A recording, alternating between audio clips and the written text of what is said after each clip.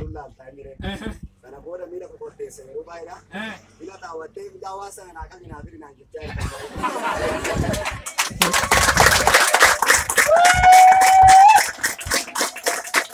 Maadaan kol kaasaa akkas naan jedha furri waaqayyo nan gala biddaan qe'ee keessa jedha. Ameen ameen ameen. Dhugaa waaqayyo ibiddaan hin qe'ee isaanii gala naan jedhe waaqayyo. Miila kee faana nan booji'a jedhe waaqayyo. Kan nama dhibu keessa maal jedhee namni waaqayyo maalirraa jedhi qe'een keessan iddoo sagantaa ta'a. Haleluuyaa. Mee harka ol kaasi hin danda'ama. Ameen.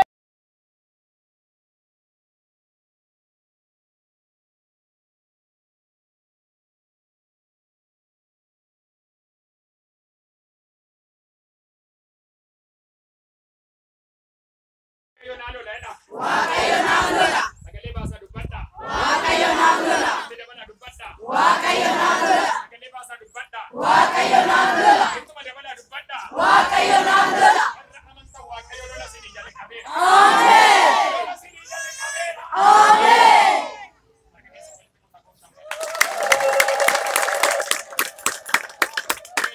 Lubbuun tokko as hedduu jedhu.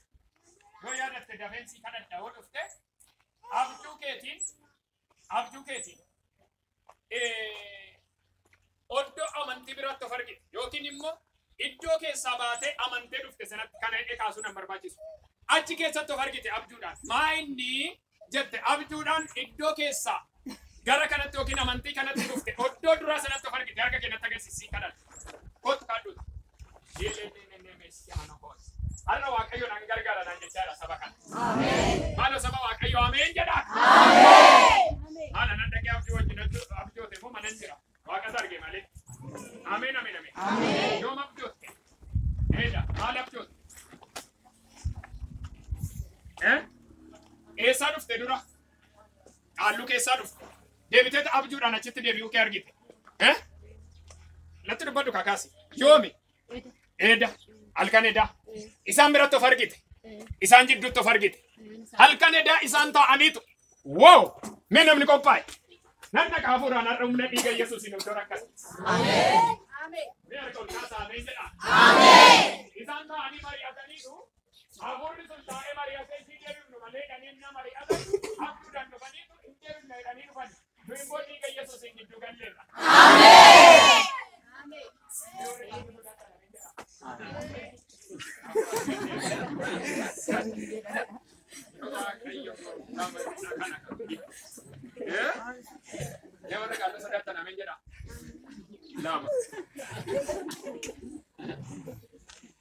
Kanaaf abjuudhaan isaan jidduutti of argite. Afurri waaqayyo maallaan jedhaa isaan hin deebisne jedheet afurichi ishii deebisuu baannaan jedhaniitu. Qoyi dura tetoo gara amantii kanaan dhufin innaa dhaqxe waan baay'een ergamtaaf. Kaaddaamii turte hin ergamtaafi inni immoo shiittaan boqaddeedha. Ani immoo shii Yesuusitti kenneera isatti immoo ibidda galcheera. Ameen. Harka ol kaasi. Ibidda galcheera tameen jedhi. Ameen. Natti maafurri waaqayyo baay'ee sitti boqata. Ishiin akkas nu goote malee ishii malee dhufite baga gante.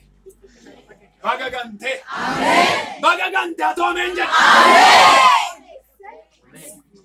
Harka keessan ol kaasa. Baatettan deebitu dhiiga Yesuusi. Ameen. Warri gartokkeen baatanii maatiin keessan achitti hafanii ibiddi kun si faana gala harkistee fidda. Ameen. No, dubbadheera harkistee fidda. Ameen. Harkistee fidda. Ameen. Nambooji'an jettu iyyite. Nambooji'a. Ameen. Iyyi sirriitti nambooji'a. Nambooji'a. Dabali nambooji'a. Nambooji'a. Dabali nambooji'a. Nambooji'a. Itti dabali nambooji'a. Nambooji'a. Ela dhiiga Yesuusiin booji'uun ta'eera.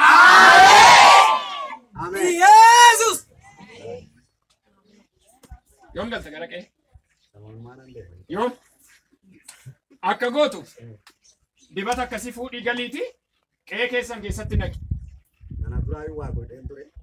Dibata asii fuudhee galee bitanii miila dhukkubsatti maasariin. Yoodhaan qoricha kanan jireen. Nammaallaa godhanan jiru. Xaawwatti waa si godhuun laaltaa jireen. Sana booda miila qoqqooddeessa yeroo baay'eedha. Miila xaawwattee miidhaa waa sana naa qalli naa firi naan jechaa jirta.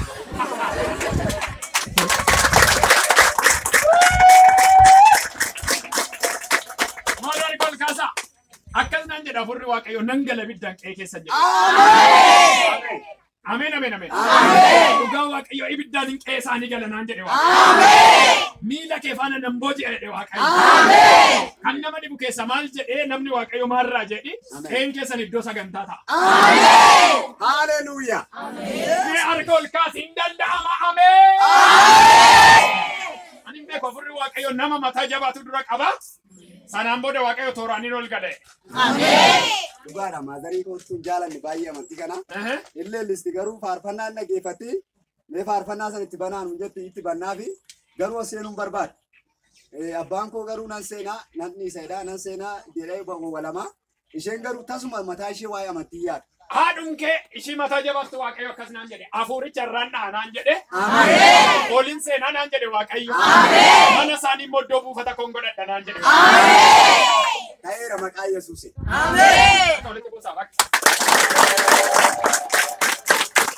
Kanaaf kaaddaamii isaanii turte. Ergasii halkan edaadha abjuun kan sitti dhufan. Amma ati hin deebitu. Isaan garuu dhiiga Yesuus Kiristoosiin amma toon asii kadhadhu raafamaa jiru hafuuronni sun.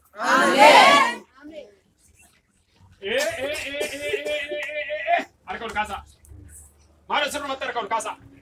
Biyya keenya keessaa jedha. Biyya keenya keessaa. Dhagaamu sagaleen. Biyya keenya keessaa. Ergamtoonni seexanaa jedha. Ergamtoonni seexanaa. Maqaa Yesuusiin jedha. Maqaa Yesuusiin. Hin gadhiisuu jedha. Hin gadhiisu. Bakakkaa waaqayyo jedha. Bakakkaa waaqayyo. Irratti bu'eera jedha. Irratti bu'eera. Ameen. Ameen. Hosh, harka keessa walitti buusaa gooftaa.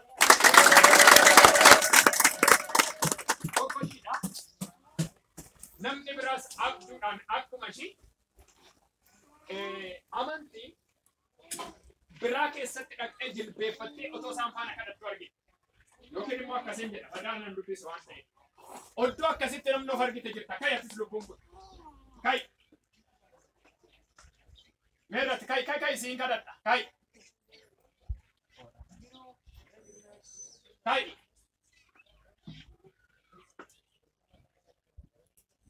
Sinagarre duuchaatan dubbadha yoo oddoo akkasii jedhe hiikan qabu. Maal argitan?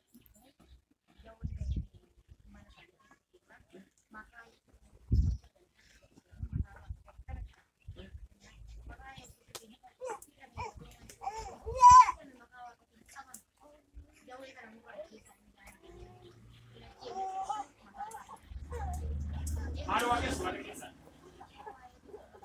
Waa'ee seetan ameen ameen dhagaafadha. Haa garamu waaqayyo biyya kana keessa. Ameen.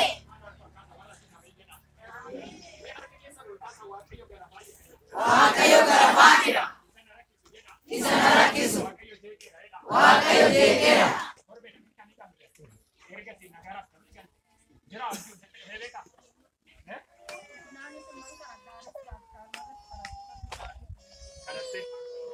Yesus gooftaan. Ameen Yesus gooftaan. Harka keessan ol kaasaa. Harraa kaasee jedha. Inni na adamsu du'eera jedha. Inni na adamsu du'eera. Ittuma dabala inni na adamsu du'eera. Inni na adamsu du'eera. Itti dabala inni na adamsu du'eera. Inni na adamsu du'eera. Dhagaamu sagaleen inni na adamsu du'eera jedha. Inni na adamsu du'eera. Harka ol kaasaa.